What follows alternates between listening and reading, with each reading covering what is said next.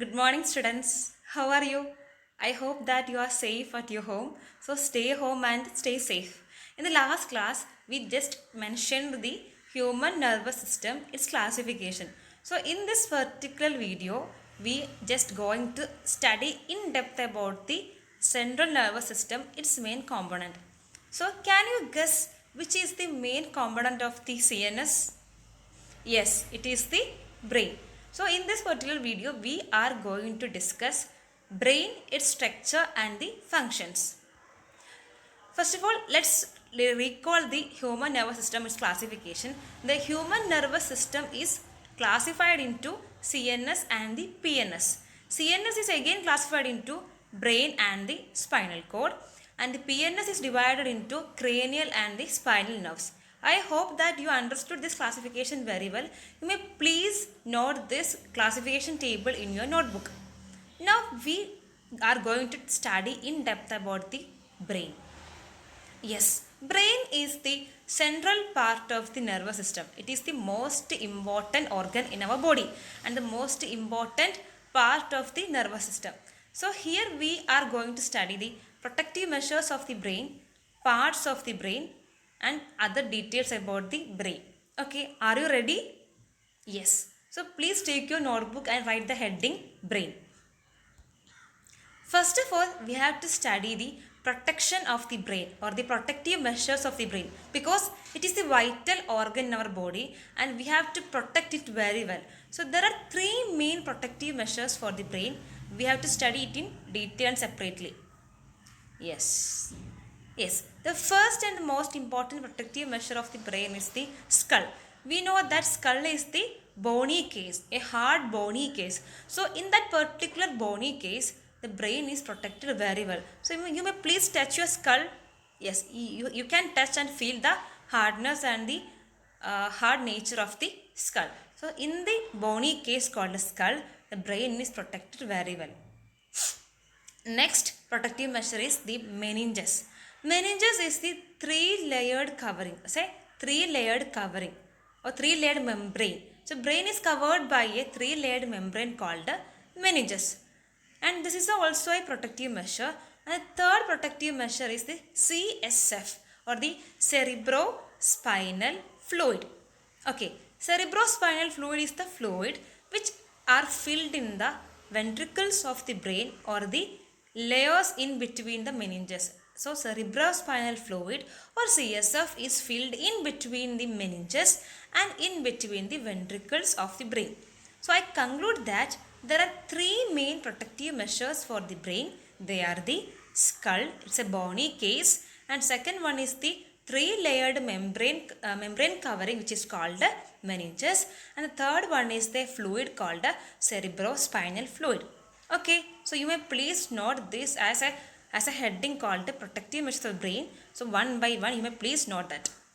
Now we can study the functions and features of the CSF.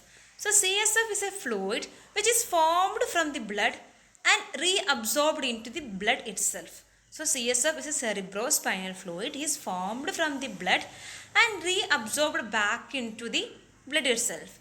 Now there are three main functions for CSF. First one is, we discussed earlier that it's a protective measure. It's a protective measure. CSF protects brain from external injuries.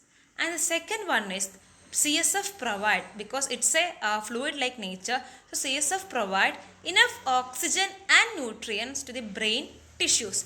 And the third one is CSF will regulate the pressure inside the brain.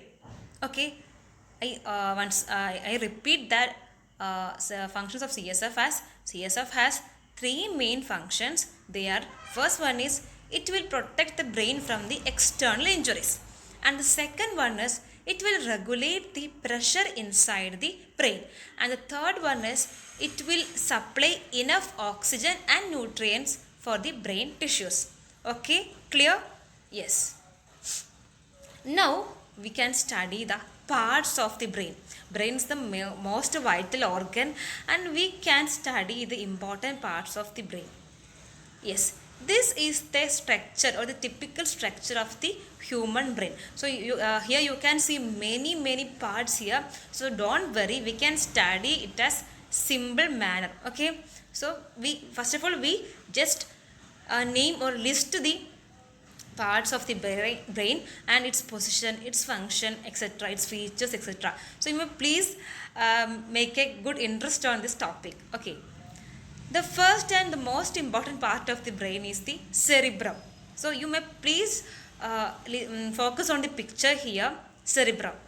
Okay, and the cerebrum is the largest part of the brain. So cerebrum is the largest part of the brain. You may please recall that figure and you can see there many folds and fissures, isn't it? Yes, numerous fissures and folds are seen in the cerebrum. And in cerebrum there are two parts or two areas. They are the cortex and the medulla. It's depend upon the feature that the grey colored outer part is called cortex. I repeat, the grey colored outer part is called cortex, and cortex is also known as grey matter, and the white colored inner part is called medulla, and medulla is also known as white matter.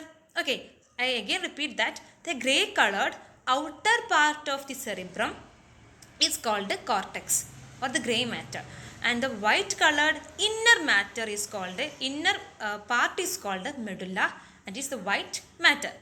Okay, and now we come to the function of the cerebrum. Cerebrum is the center of imagination, memory, then thought and intelligence. So cerebrum is the center of the thought, imagination, memory, intelligence, etc. And it will evoke sensations. We have 5 sense organs and 5 senses, and it will evoke the sensations in our body. Now, in our body there are 2 types of movements. They are the voluntary and involuntary movements. Cerebrum will control the voluntary movements of our body. Voluntary movements, which means the movements up to our wish or up to our will. So the voluntary movements are controlled by the cerebrum. Okay, I hope that you understood the topic cerebrum very well. Please note these points. Now let's move on to the next topic. Next part is cerebellum. Cerebellum is the second largest part of the body. Second largest part of the brain. It is also known as the little brain. As in the cerebrum, here also there are many folds or fissures are present. Many grooves are present, and cerebellum is seen just behind the cerebrum as 2 flaps. The position of the cerebellum is just behind the cerebrum as 2 flaps. Okay, and the function of the cerebellum is to control the muscular activities in our body and the body balance. So cerebellum will control the body balance and the muscular activities in our body. So this is all about the cerebellum. Next part is medulla oblongata. So you may please note the position of the medulla. It's very interesting. Yes, medulla is the rod-shaped structure. Rod-shaped structure seen just below the cerebrum, and it continues as the spinal cord. The location of the medulla is just seen below the cerebrum and near to the cerebellum, and it is shaped like a rod-like structure. Rod-like structure. We studied that voluntary movements are controlled by cerebrum, whereas the involuntary movements like breathing, respiration, etc. Breathing, heartbeat, etc. are controlled by the medulla oblongata. Okay. The next part is thalamus. Thalamus is seen just below the cerebrum. So the location of thalamus is just below the cerebrum, and there are 2 main functions for thalamus. They are, thalamus act as the relay station of impulses to and from the cerebrum. I repeat, it acts as a relay station of impulses to and from the thalamus, from the cerebrum. And the second part is to check the impulses, analyze the impulses. So thalamus analyze the impulses and only pass or only allow, only send the important messages or important impulses to the cerebrum. So it acts as a check station or checkpoint or the relay station of the impulses. So these are all about the thalamus. And the next and the last part is hypothalamus.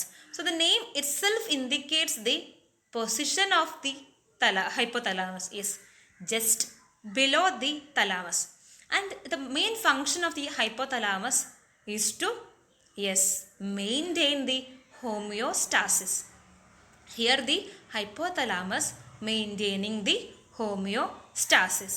So I will give you a few seconds or few minutes to remind and recall the main parts of the brain. They are the cerebrum, cerebellum, medulla, thalamus and hypothalamus. 5 major parts of the brain. Cerebrum will control the voluntary movements. Cerebellum will control the involuntary movements. Thalamus acts as a relay station and the cerebrum will control the voluntary movements, medulla will control the involuntary movements and the cerebellum will control the body balance and muscular activities. Thalamus will control or maintain or act as a relay station of impulses. Finally, hypothalamus act as the or it will maintain the homeostasis in our body. Now, let us watch this video. മസ്തിഷ്കത്തിന്റെ ഏറ്റവും വലിയ ഭാഗമാണ് cerebrum. ഉപരിതലത്തിൽ ധാരാളം മടക്കുകളും ചുളിവുകളും കാണപ്പെടുന്നു. Grey matter കൊണ്ട് നിർമ്മിച്ച ബാഹ്യഭാഗമാണ് cortex. White matter കൊണ്ട് നിർമ്മിച്ച ആന്തരഭാഗമാണ് മെഡുല്ല. ചിന്ത, ബുദ്ധി, ഭാവന, ഓർമ്മ എന്നിവയുടെ കേന്ദ്രമാണ് സെറിബ്രം. സെറിബെല്ലം മസ്തിഷ്കത്തിന്റെ രണ്ടാമത്തെ വലിയ ഭാഗം. സെറിബ്രത്തിന് പിന്നിൽ താഴെ 2 ദളങ്ങളായി കാണുന്നു. ചുളിവുകളും ചാലുകളുമുണ്ട്. പേശി പ്രവർത്തനങ്ങളെ ഏകോപിപ്പിച്ച് ശരീരതുലന നില പാലിക്കുന്നു. തലാമസ് സെറിബ്രത്തിന് താഴെയായി കാണപ്പെടുന്നു. സെറിബ്രത്തിലേക്കും സെറിബ്രത്തിൽ നിന്നുമുള്ള ആവേഗ പുനഃപ്രസരണ കേന്ദ്രം. ശരീരത്തിന്റെ വിവിധ ഭാഗങ്ങളിൽ നിന്നുള്ള ആവേഗങ്ങളെ പരിശോധിച്ച് പ്രാധാന്യമുള്ളവയെ സെറിബ്രത്തിലേക്ക് അയക്കുന്നു. ഹൈപ്പോതലാമസ് തലാമസിന് തൊട്ടു താഴെ കാണുന്ന ഭാഗം. ആന്തര സമസ്ഥിതി പരിപാലനത്തിന് പ്രധാന പങ്ക് വഹിക്കുന്നു. മെഡുല്ല ഒബ്ലാങ്കേറ്റ സെറിബ്രത്തിന് ചുവടെ സെറിബെല്ലത്തോട് ചേർന്ന് ദണ്ഡാകൃതിയിൽ കാണുന്നു. ഹൃദയസ്പന്ദനം, ശ്വാസോച്ഛ്വാസം തുടങ്ങിയ അനൈച്ഛിക പ്രവർത്തനങ്ങൾ നിയന്ത്രിക്കുന്നു. Children, I hope that you watch the video. It's very informative, isn't it? Yes. So by studying all the topic, you understood the importance of protection of brain. Yes. And the importance of wearing helmets while we are riding two-wheelers. So regarding the topic, we have some follow-up activities and they are, first one is, you have to discuss with your friend the importance of the wearing helmets while we are riding two-wheelers and make a poster regarding the importance of wearing helmets. And second one is, it's a group activity. You have to make a still model of brain by showing all the parts. And the third one is, you have to prepare a table showing the parts of the brain and the functions of the parts. This table will be informative for your examination and it will be helpful for your examination purpose. And children, I hope that you understood the topic very well, the parts of the brain and structure of the brain. So study well. Thank you and have a nice day.